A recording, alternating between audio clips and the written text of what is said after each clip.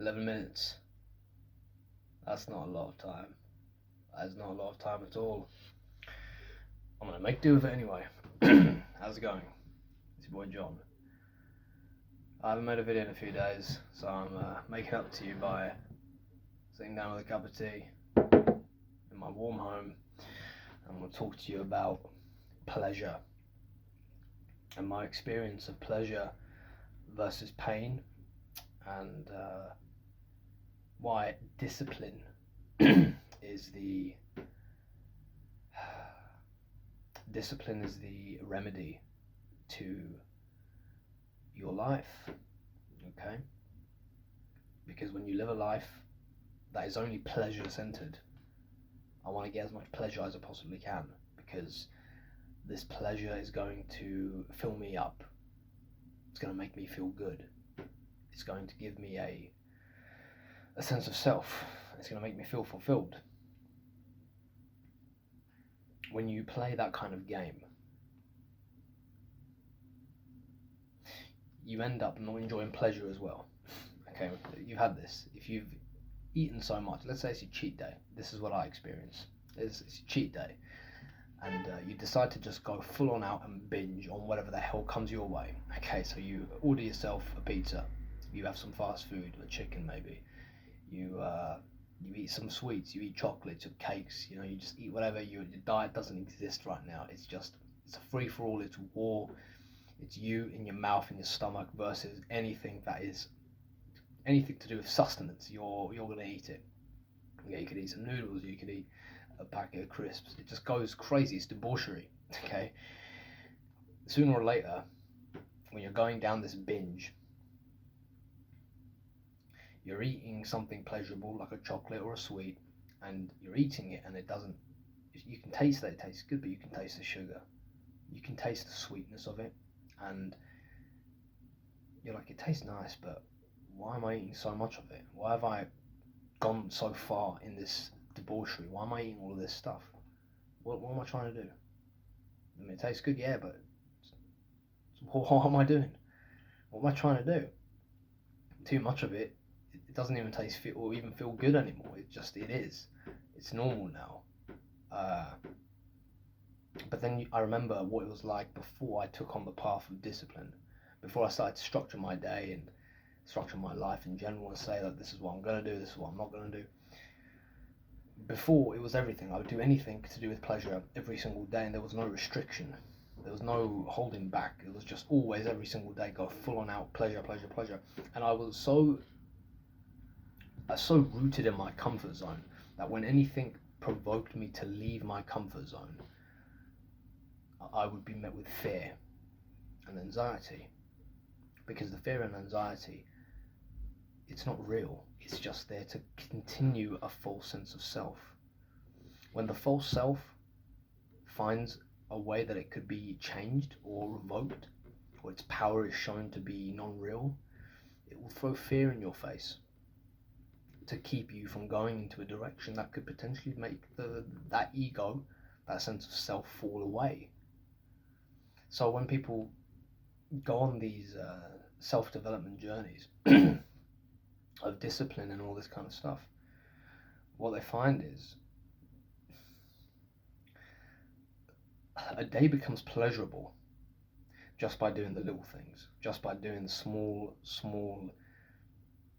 disciplinary actions that they would do: a cold shower, some push-ups in the morning, a walk, reading a book, right?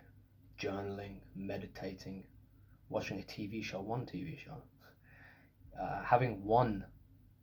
Eating food in general becomes pleasurable because you are restricting yourself from eating too much.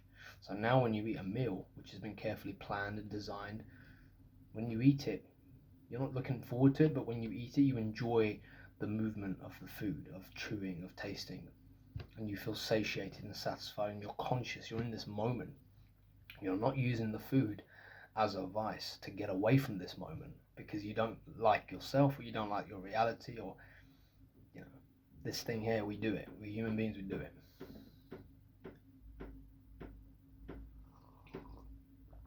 We do that a lot. We try and get away from this moment, and we get away from our reality or our mind reality, and we create distractions. Okay. Now, the point of meditation and being a spiritual seeker is to essentially get a clear mind. And you want clarity. That's your purpose in meditation. Your purpose isn't equanimity, peace, or I want this kind of person, or I want to be this person or that person. It's clarity. I want to be able to see things for how they are. I don't want to see things with delusion, confusion, with anxiety, fear, anger, jealousy, greed, envy. I don't want to see the world through the lens that the person sees it through. I want to see things clearly for what they truly are. That's why we meditate. And if you use substances, for example, like weed and alcohol, the reason why I stayed away from it for a long time, because I bombed a zoo a few days ago, and it's difficult to stay present when you take any sort of substance. It's difficult.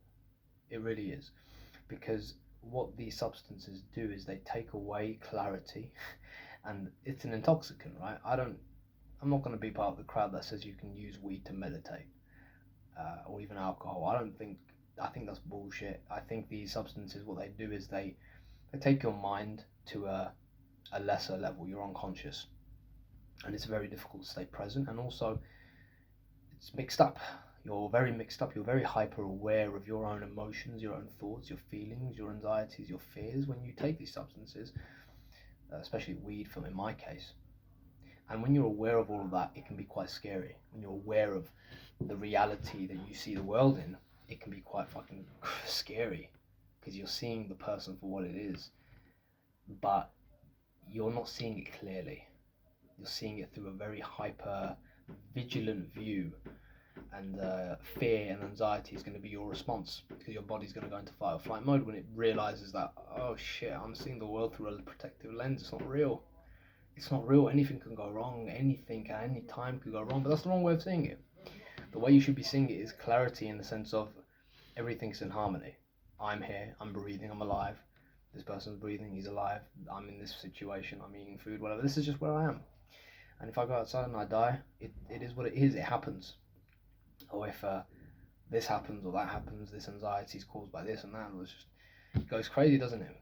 But that's because your mind is hyperactive. Your mind is designed to find problems, and it's designed to fix them, but it can't fix these problems of the self and existentialism and trying to calculate the future and everything. It doesn't work.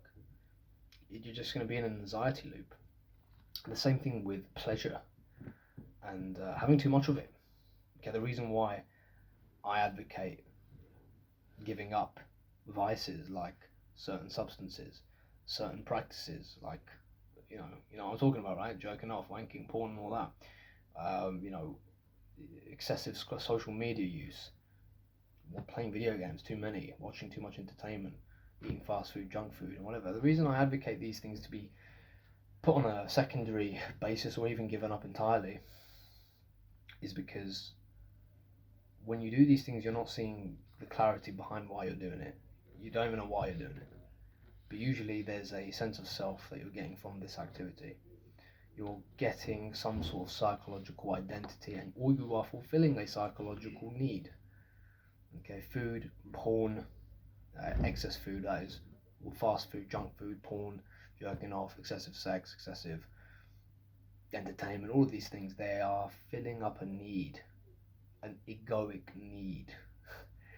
And these things don't satisfy it for very long. They are very temporary, and they leave you with a worse feeling than you did before. You're worse off feeling, basically. But you're in a cycle because your mind has got a craving for it now. Your mind believes that this is the solution to the problem, so it introduces a craving. You go do the activity, you feel good, and now you get a worse craving. And the cycle just continues. It's a vicious cycle that keeps going round and round and round. People's lives are reduced to nothingness when they go down this path, because you are giving authority of your life to your pleasure center. Okay, and essentially your egoic identity, but you don't even know who you are.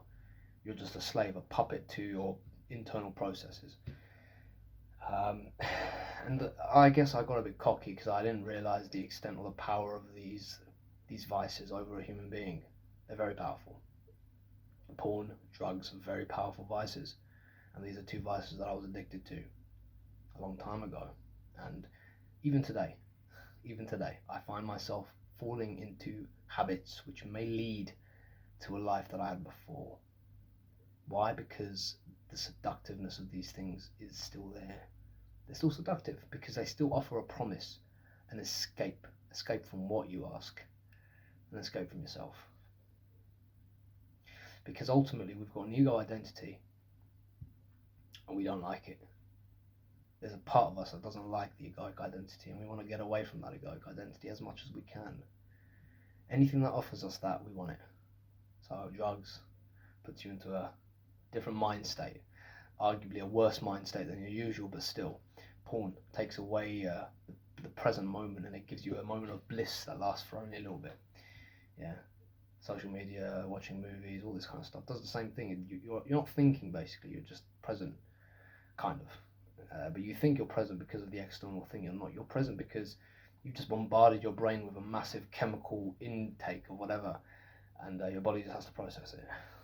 But that bliss can be attained naturally because it's your natural being. You're meant to be like that. No, you're meant to be in a blissful state 24/7. That's the way I see it. But you just got to get there by removing the things that are the obstacles. That's going to be it. Too much pleasure will lead to too much pain. Take it easy.